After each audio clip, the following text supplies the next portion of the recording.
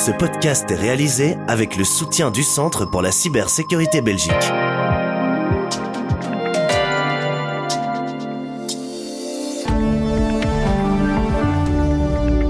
Ravi que vous écoutiez Z sur 7, votre podcast quotidien. Nous sommes le 24 septembre. Et votre podcast aujourd'hui est animé par Anne Marchand. Bonjour à tous et à toutes. Aujourd'hui, dans votre Z Podcast, plusieurs entreprises sont dans la course pour prendre la direction de Audi Brussels. Mais la direction et les syndicats n'arrivent pas à s'accorder sur les modalités de reprise. Ludovic Piner, secrétaire permanent CNE Industrie, explique ces modalités. C'était le même projet que Audi Brussels nous avait présenté, mais avec un maximum de 500 travailleurs. Et donc ça veut dire 1/6 du personnel actuel. Les jeunes de 20 à 30 ans ont de plus en plus de mal à payer leur emprunt. Pour certains, un tiers de leur salaire y passe. Olivier Carrette, administrateur délégué UPSI, expliquera comment nous nous sommes retrouvés à faire face à la plus grande pression financière depuis 2008. Ça veut dire que les personnes isolées et les jeunes de nos jours ont une grande difficulté d'accéder à un logement. Des arnaques en ligne, le marché automobile et un nouveau type d'intelligence artificielle plus performante. Restez à l'écoute de votre Z Podcast pour tout savoir sur l'actualité. Z sur 7 à la une.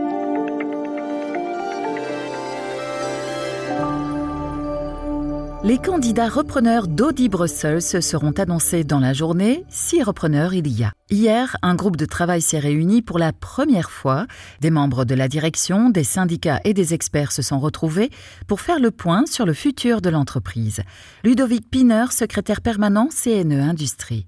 Les investisseurs potentiels ici qu'Audi Brussels nous a présentés, la vingtaine, c'est sur base de lobbying d'Audi Brussels. Et donc nous ne savons pas, et on ne le saura peut-être jamais, si un investisseur potentiel est déjà venu frapper ici à la porte d'Audi Brussels pour dire « votre site m'intéresse, je veux le reprendre ». Et peut-être qu'Audi a tout simplement dit une fin de non-recevoir à ces investisseurs potentiels-là. L'entreprise NIO, D'Ieteren et Feu de Paille ont été mentionnées, même si cette dernière a démenti les rumeurs. Rien n'est encore confirmé et le projet ne convainc pas encore la CNE. Ludovic Piner à nouveau. C'était le même projet que Audi Brussels nous avait présenté, mais avec un maximum de 500 travailleurs. Et donc ça veut dire 1/6 du personnel actuel. Et donc si c'est pour mettre en place des projets pilotes qui peuvent faire leur maladie de jeunesse, à ce moment-là, ça serait très dur au niveau syndical d'accepter. Le futur des 4000 travailleurs et sous-traitants au sein de l'entreprise reste compromis. Les syndicats gardent espoir, mais veulent des mesures tangibles. Le groupe de travail n'a amené aucune nouveauté. Un conseil d'entreprise extraordinaire est prévu dans la journée, même si tous les regards se portent sur celui de la semaine prochaine. Z sur 7 à la une.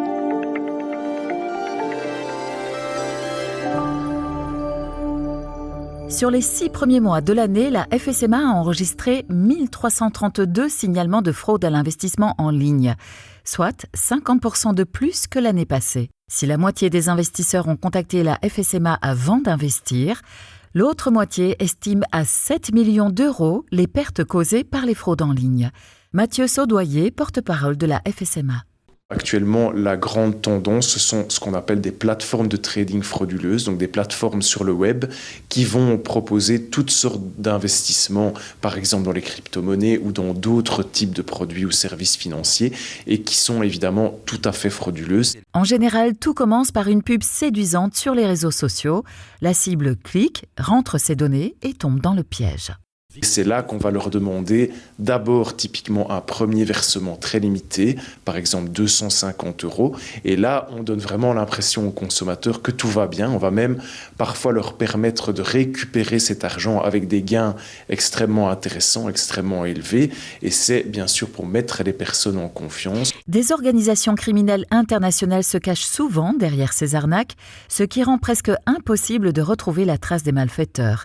Mais les choses évoluent, notamment dans le monde de la crypto-monnaie. En matière de cryptoactifs, on a la traçabilité qui est possible grâce à la technologie de la blockchain et donc on peut suivre les flux. Florian Henriot, avocat. Et grâce à ça, on a la capacité d'aller éventuellement procéder à des saisies pénales. C'est déjà le cas en Belgique. Des juges d'instruction ont réussi à les saisir en main de plateformes d'échange centralisées des cryptoactifs. Ces démarches sont peu courantes et prennent du temps. C'est pourquoi la prévention est primordiale. L'an dernier, la FSMA a bloqué 270 sites frauduleux. Z sur 7 à la une.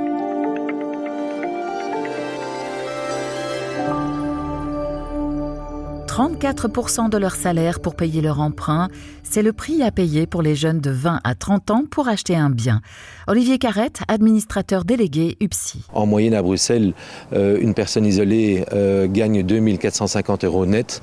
En Flandre, 2 300. En Wallonie, 2 200. Ça veut dire que vous ne disposez qu'un tiers de ce montant pour soit acheter un logement, soit louer un logement. Donc ça veut dire que les personnes isolées et les jeunes de nos jours ont une grande difficulté d'accéder à un logement. Entre 2023 et 2024, les ventes ont chuté de 4%. L'Union professionnelle du secteur immobilier parle de la pression financière la plus élevée depuis 2008. Une crise du logement qui, selon Olivier Carrette, touche également la classe moyenne. Selon les experts, la capacité d'investissement des jeunes s'est détériorée, mais touche son apogée en 2023. Mais pour Charlotte de Montpellier, senior économiste chez ING, d'une part, les taux ont commencé à baisser. Comme la Banque centrale européenne a commencé à baisser ses taux, les taux sur les emprunts diminuent. Et donc ça rend du pouvoir d'achat aux gens qui veulent acheter, en ce compris les jeunes. Et d'autre part, parce que les prix de l'immobilier augmentent beaucoup moins vite qu'avant. Et donc ça limite la flambée des prix, surtout si on compare aux salaires qui sont indexés. Et donc finalement, l'accessibilité ne se détériore plus en 2024. Donc c'est une bonne nouvelle de ce point de vue-là. La réduction de la fiscalité immobilière et les démarches simplifiées pour l'obtention des permis d'urbanisme rendent optimistes les experts, même si le taux d'inflation du prix des logements a augmenté de 0,2% depuis le début de l'année. Z sur 7, le podcast quotidien de Trends Canal Z. Les marchés boursiers s'agitent du côté de la tech suite à la potentielle acquisition d'Intel par Qualcomm. De son côté, le marché automobile est en difficulté.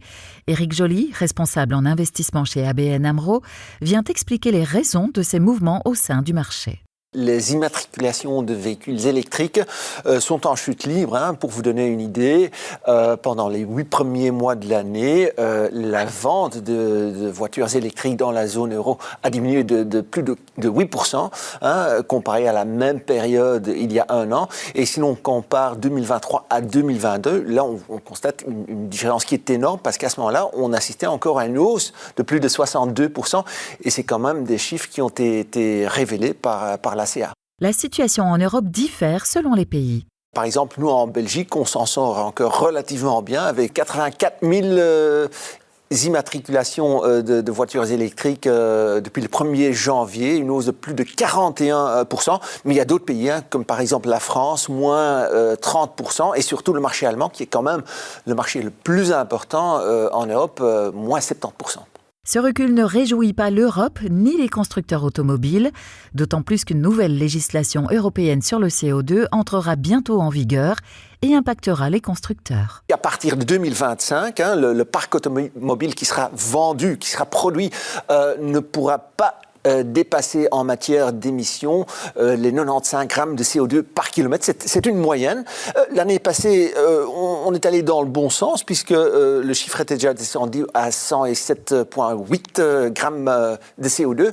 Mais on voit que cette année-ci, malheureusement, ça repart du mauvais côté, une hausse à 110, ce qui veut donc dire que malheureusement, on ne vend pas assez de voitures électriques. Des nouvelles règles qui vont bloquer les constructeurs européens, qui vont devoir s'adapter et faire preuve de flexibilité. Éric Joly. On pourrait penser que les constructeurs européens diminuent leur prix de vente pour essayer d'attirer une nouvelle clientèle, mais vous savez qu'ils sont en très forte concurrence avec les Chinois, donc à mon avis, c'est peu probable.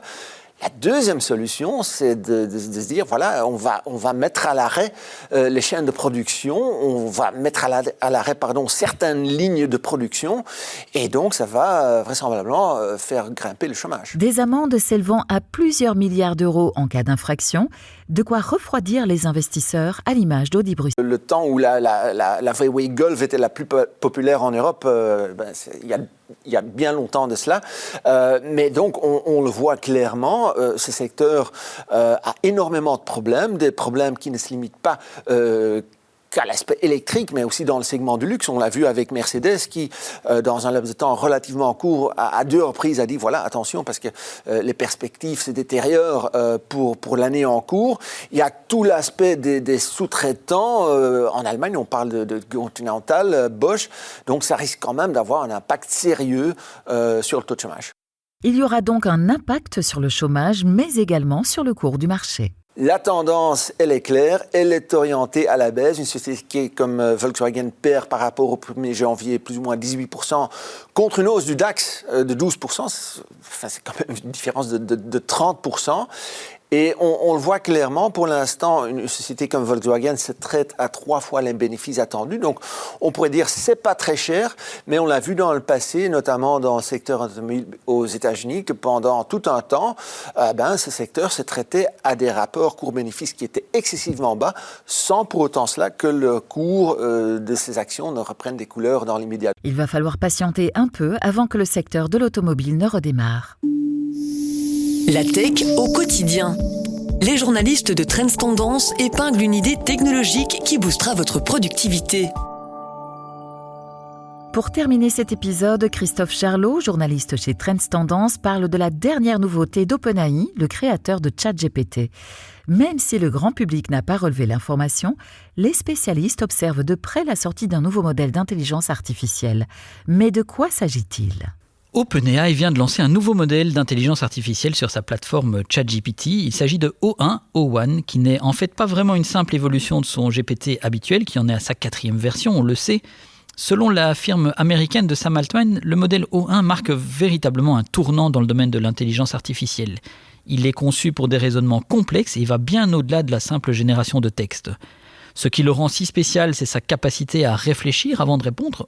En d'autres termes, il peut décomposer une tâche complexe en plusieurs sous-tâches. Il peut vérifier ses résultats, ajuster ses réponses avant même de les formuler.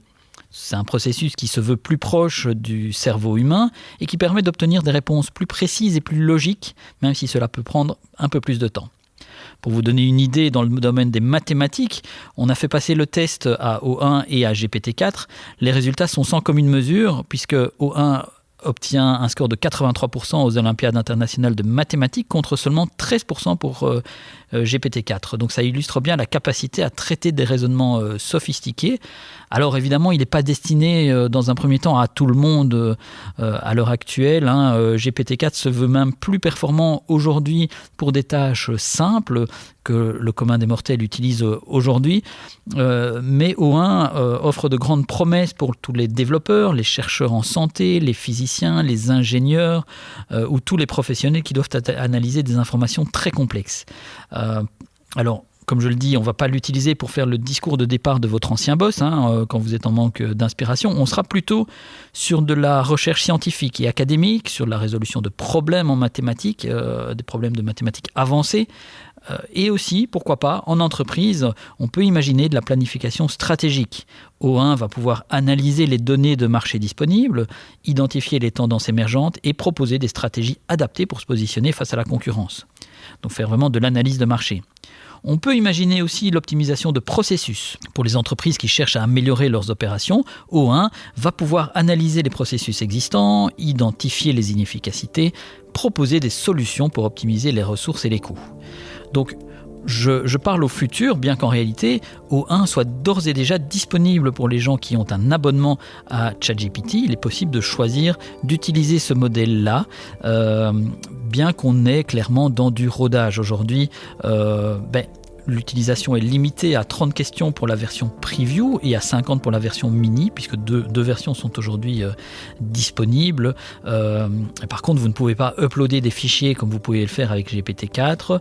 Donc on est au tout début dans un rodage. Ça va s'améliorer avec les nombreuses requêtes, d'ailleurs des utilisateurs qui d'ores et déjà l'utilisent. Mais ce qui est clair, c'est que les promesses sont grandes et qu'il va falloir avoir à l'œil l'évolution de ce nouveau modèle, ses cas d'usage, parce qu'il pourra rendre de nombreux services et améliorer votre productivité. Merci à tous et à toutes d'avoir suivi ce nouvel épisode du Z-Podcast. On se retrouve demain avec Jean-Pascal Ledoux pour un nouvel épisode sur l'actualité avec l'analyse inédite de l'économie par Peter de Keyser. En attendant, restez bien à l'écoute pour l'astuce en cybersécurité de la CCB. Z sur 7, le podcast quotidien de Trends Canal Z. Le Centre pour la cybersécurité Belgique. Œuvrons ensemble à un avenir plus sûr dans le domaine de la cybersécurité. Je suis Miguel du CCB. En vertu de la nouvelle loi NIS2, les entités essentielles et importantes doivent procéder à une analyse des risques cyber en tenant compte des éléments suivants. Les cybermenaces, les types d'attaques, la probabilité et l'impact. Pour aider les organisations concernées, le CCB a mis à disposition, en collaboration avec les autorités sectorielles, un outil d'évaluation standard des risques par secteur et par taille d'organisation. Toute organisation peut utiliser les résultats de cet outil ou, de manière documentée, justifier les adaptations. L'outil propose alors le niveau d'assurance approprié du référentiel Cyber Fundamentals, lequel contient 4 niveaux. La fiche d'information et d'autres renseignements sont disponibles sur le site atwork.savenweb.be. Le Centre pour la cybersécurité Belgique. Œuvrons ensemble à un avenir plus sûr dans le domaine de la cybersécurité.